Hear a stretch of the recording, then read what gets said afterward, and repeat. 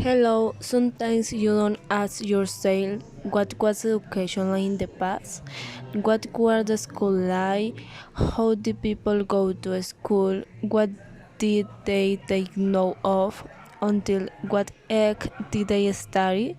What did they do on vacation? What worked in the house? Today, we had many comfort and luxury, like a comfortable school. We can take notes and do exams on our iPads, computer, and notebooks. We go to the school by car or motorcycle, which usually don't work, and on vacation we travel to safari places. In this video, we will go back 50 years in the time to answer these questions and discover how all these things were in the past. I choose my grandmother, the mother's mother. She is Maria Murillo. She is 65 years old and she lives in my house with my family. My grandmother is a very hardworking person. Throughout her life, she has had to work on many things to get her family food work. She had worked making arepas, cooking, making empanadas, working in a store, etc. Many years ago, when my mother was 13 years old, my grandfather was murdered. He was a vigilante, so my grandmother had to raise her two daughters alone and do everything possible to give them the best.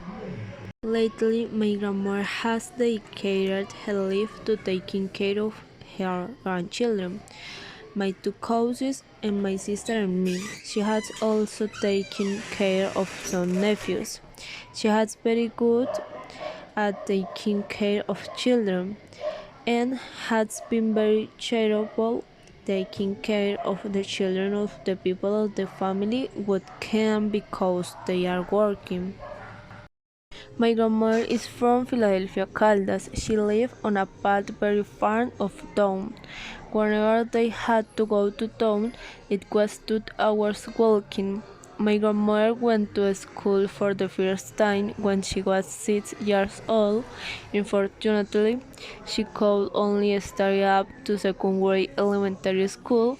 She was a great student, very intelligent, and liked school a lot. At her time, the sons were present on ship, and to take notes, she used a notebook and a pencil. She could not use a pen. When she started, they gave her time to go to lunch, and at that time, she went to lunch and also had to go to mountains to bring lunch to her father. Brothers and the other workers would work there and then return to school. When my grandmother went on vacation, despite so young age, she had to work on the mountains doing different activities such as cooking, cleaning, picking up coffee, carrying panela on a horse, taking baguette to burn it and thus cook the panela, etc. My grandmother remembers such good times on those vacations, and it was that after everyone finished with her work, all the cousins could start playing together, and so they spent the rest of the day laughing and playing. My grandmother at that time lived with 8 people, 3 brothers, 3 sisters, her father, and her mother, and in that house there would be 9 counting her. In this house everyone worked.